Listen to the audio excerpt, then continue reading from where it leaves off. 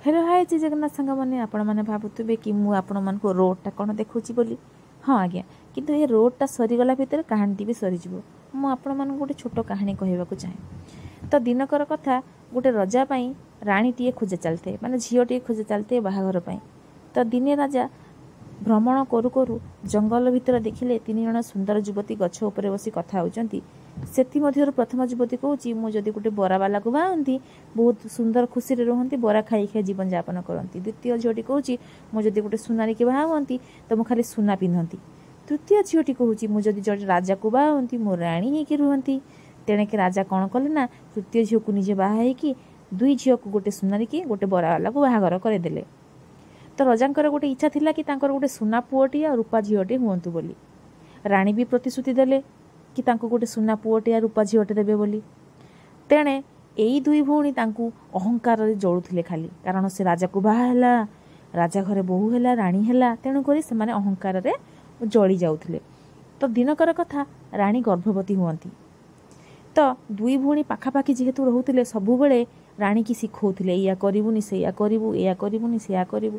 सेतिकी भितरे राणी मजाक मजाक रे राजा जेतेबेले सभारे बसिचंती तांकू डाकरा दिया हला, कहला कि राणी बहुत पेन होची, आपण जल्दी जातु बोली।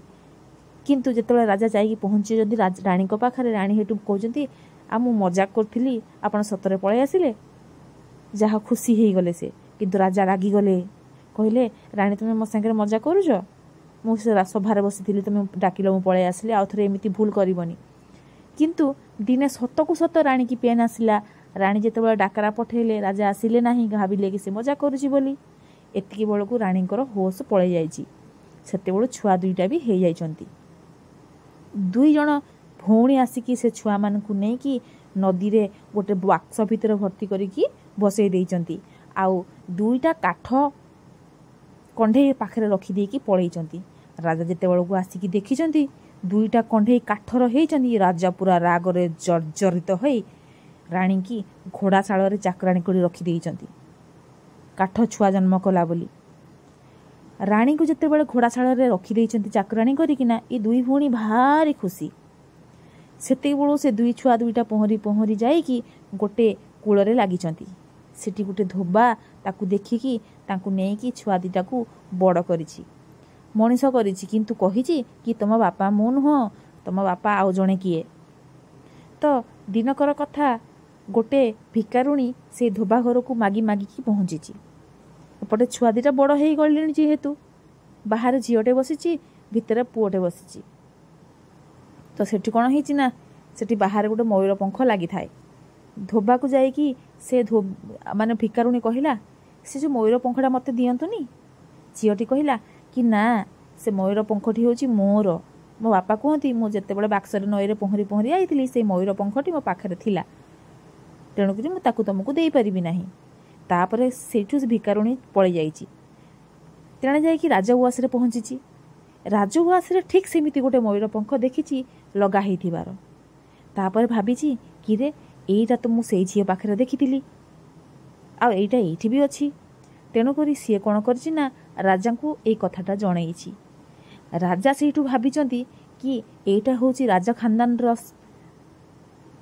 गोटे निशानी ताको ओडिया रे कोन कहंती मु जानिनी, टिके मजाक कॉमेडी नहीं जीबी आज्ञा।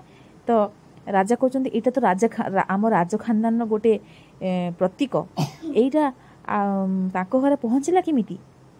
सेतिकी बेलकु चाकराणी को कही पठेले जेतेबेले गोटे लोक जाइकी देखिकी आसिला कि सतकु सत ठीक से भली गोटे मयूर पंख तांको बाहर लगा हेइची।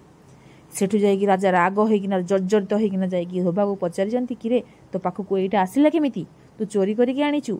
सेठु राजा कहउचंती क्षमा करिवे, धोबा कहउचंती नाई आज्ञा एई छुआ 2टी जेतेबेले मु पाइथिली नई बंधरे लोगा सफा कला बेले सेतेबेलकु ए छुआंक पाखरे 2टा थिला मयूर पंख। सेतेबेलकु राजा जानिकी खुशी हेइचंती, छुआ 2टा को देखिचंती। तापरे से भाबिचंती कि ए छुआ 2टा बोधे मो छुआ, से काठ छुआ 2टा नुह।